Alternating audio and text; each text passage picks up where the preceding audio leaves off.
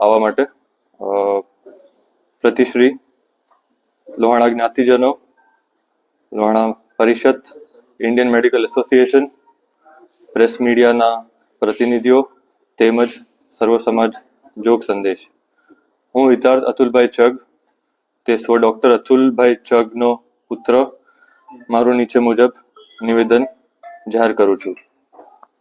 12/2/2023ના રોજે મારા પિતાશ્રી દ્વારા આત્મહત્યાથી પોતાનો જીવ આપી દીધેલ હતો. ત્યારથી કાનૂની લડાઈમાં મને સાથ આપનાર લોહાણા જ્ઞાતિજનો, સમાજની સંસ્થાઓ, આગેવાનો, ઇન્ડિયન મેડિકલ એસોસિએશન, પ્રિન્ટ અને ઇલેક્ટ્રોનિક મીડિયાના પ્રતિનિધિઓ તેમજ સર્વ સમાજ અને નામી અનામી લોકોનો હું મને સાથ આપવા બદલ આભાર માનું છું. આ 1 વર્ષની કાનૂની સફરમાં મેં ઘણું બધું અનુભવ્યું છે અને હું ફરિયાદ માટે પણ ખૂબ જમજમ્યો છું અને આ બાદ લોકોનો સાથ હતો તો ફરિયાદ થયેલ હતી.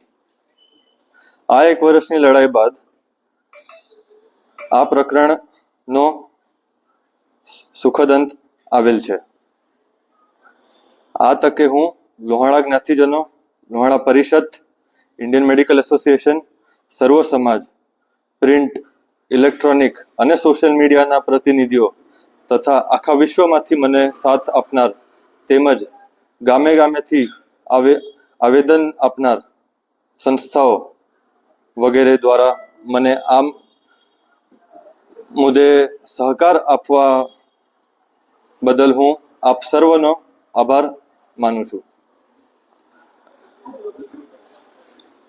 આ ઉપરાંત આ ચૂંટણીના સમયમાં મારા સ્વર્ગસ્થ પિતાશ્રીના નામનો ઉપયોગ કરીને મીટિંગો કે સંમેલનનો મારી પરવાનગી વગર ન કરવા, ન બોલાવવા મારી નમ્ર અપીલ અને વિનંતી છે.